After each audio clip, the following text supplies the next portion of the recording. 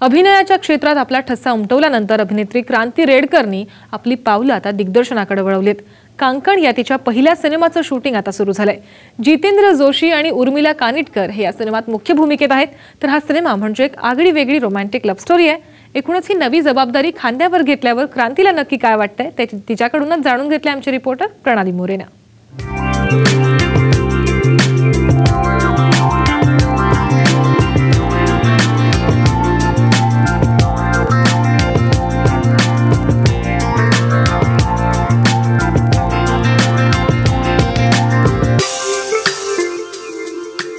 क्रांती अभिनेत्री असल्यावर खूप आपण मस्त असतं जग कदाचित वॅनिटी वॅन आणि दिग्दर्शिका असल्यावर काय नेमकं वेगळंच झालं असेल ना जग तुझं। सगळ्यात पहिले एक वेगळा माईक तुमच्या हातात येतो, तो म्हणजे हा माझ्याकडे माझा स्वतःचा माईक आहे आणि तो तुमचा लेपल माईक तुमच्याकडे नसतो आणि आय फील की तुम्ही जसे डिरेक्टर होता त्याच्या खूप जबाबदाऱ्या येतात तुमच्यावर। तुम्ही आता इथे बराच वेळ बसला, तुम्ही माझी कसरत बघताय। क्षणी काय ना काहीतरी बदल होत असतात, काय डिसिजन्स घ्यायचे असतात आणि ते एवढं सगळं करूनही by the end of the day you should be so sure की तुम्ही ठरवलेलं सगळं काम झालं। सो आय फील की ते गाठण्यातच अर्धा वेळ जातो आणि ॲट द सेम टाईम तुमच्या फिल्मची आर्टिस्टिक व्हॅल्यू आणि जे तुम्हाला म्हणायचं आहे ते ऑडियन्सपर्यंत पोहोचवणं हे खूप गरजेचं असतं। त्यामुळे आय थिंक ते साध्य करण्यात आपली सगळी एनर्जी जाते आणि ते कुठल्या तरी लेवलला होतंय ॲज वी आर शूटिंग। वाटतंय मला असं मी कम्प्लिटली नो मेकअपमध्ये आहे आणि एका वेगळ्याच लुकमध्ये झालेले आहे, सध्या घामटले आहे, but it's all worth it. कारण की by the end of the day जेव्हा मी घरी जाऊन रशेस बघते जे शूट केले त्याचे, तेव्हा मला असं किती छान असं वाटतं। So I feel everything is worth it. Beautiful love स्टोरीत काम करायला प्रत्येक कलाकाराला आवडतं, पण ब्युटिफुल लव्ह स्टोरी डिरेक्ट करण्याचा एक्सपिरियन्स नक्कीच ब्युटिफुल असेल, काय सांगते? Of course yes. मला असं नेहमी वाटतं की लव्ह स्टोरी हा मला म्हणजे लिहिणं लव्ह स्टोरी किंवा लव्ह स्टोरीजबद्दल विचार करणं हा माझा फॉर्टेच वाटतो। मला फार आवडतात लव्ह स्टोरीज वाचायला, बघायला। So when it comes to human relationships and love, तेव्हा मला असं वाटतं की त्याला जस्टिस देणं मला जास्त चांगलं जमलं असतं rather than doing a comedy or action film. आणि तो विषय मी लिहिला, मी स्टोरी लिहिली, स्क्रीन प्ले मी आणि ओमकार मंगेश दत्तनी लिहिला आणि डायलॉग्स आम्ही दोघांनी मिळून लिहिले आहेत। त्यामुळे ही film is just come out of us you no.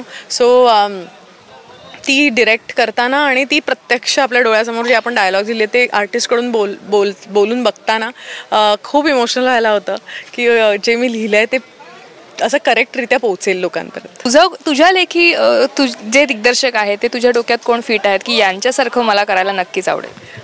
मला असं वाटतं फार खूप ग्रेट हॉलिवूडचे म्हणा, Steven Spielberg, James Cameron, Martin Scorsese किंवा टॅरंटिनो हे तर आहेच हॉलिवूडचे great directors. At the same time हिंदीतले किंवा मराठीतले महेश मांजरेकर किंवा अनुराग कश्यप, मला अनुराग बासू, त्यानंतर काही ग्रेट दिबाकर बॅनर्जी, ही हा जो नवीन लॉट आहे ह्या लोकांसारखाही, आणि तेच तसेच संजयलीला Bhansali and all these people, ह्या सगळ्यांचं काम बघून आपण एवढे इन्स्पायर होतो आणि द वे ती लोक एखादी गोष्ट नॅरेट करतात त्यांच्या सिनेमातून ते अद्भुत असतं आणि ते बघून आपण ते जोपासतो। म्हणजे आजही हम दिल ले चुके सनम बघितलं की असं होतं, oh my god you know your heart pains. So जर एक लव्ह स्टोरी बनवली तर your heart should pain you know, आणि तुमच्या स्मरणात ती लव्ह स्टोरी राहिली पाहिजे एक दूजे के लिए।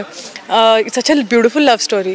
तर मला हे सगळे डिरेक्टर्स आणि ह्यांची कामं बघायला फार आवडतात। खूप लवकर डिसिजन घेतलास दिग्दर्शिका बनायचा? कारण आम्ही नेहमी असा प्रश्न विचारतो, खूप उशिरा डिसिजन घेतला, तुला उलटं विचारावं लागलं, खूप लवकर डिसिजन घेतलास?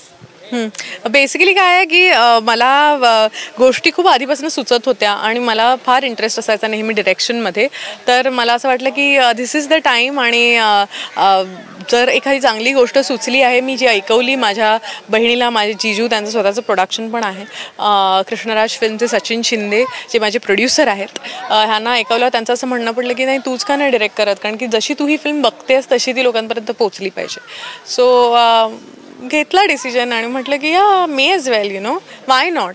आणि इव्हेंच्युअली फ्रॉम ॲक्टिंग मला डिरेक्शनमध्ये ग्रॅज्युएट करायचंच होतं. थोडासा सायमल्टेनियस प्रोसेस झाला तर मला नंतर ॲज अ डिरेक्टर स्ट्रगल करायची थोडी कमी गरज पडेल.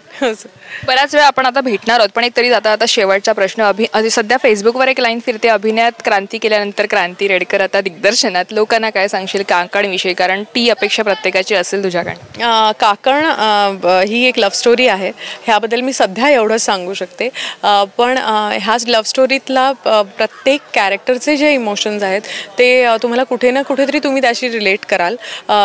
कुठे ना कुठेतरी असा एखादा एपिसोड तुमच्या आयुष्यात होऊन गेलेला असेल आणि तेव्हा जेव्हा तुम्ही तो पडद्यावर घडताना बघाल तेव्हा तुम्हाला असं वाटेल की हां माझ्यावर पण असं झालं आहे. किंवा जो प्रत्येक माणूस प्रेमात पडलेला असेल तो काकणशी रिलेट करेल. सो आणि तुझ्या या दिग्दर्शकीय प्रवासासाठी आमच्याकडनं खूप खूप शुभेच्छा. थँक्यू साम TV. थँक्यू. कॅमेरामॅन अनुप कुलकर्णीसह प्रणाली मोरे, साम TV, मुंबई.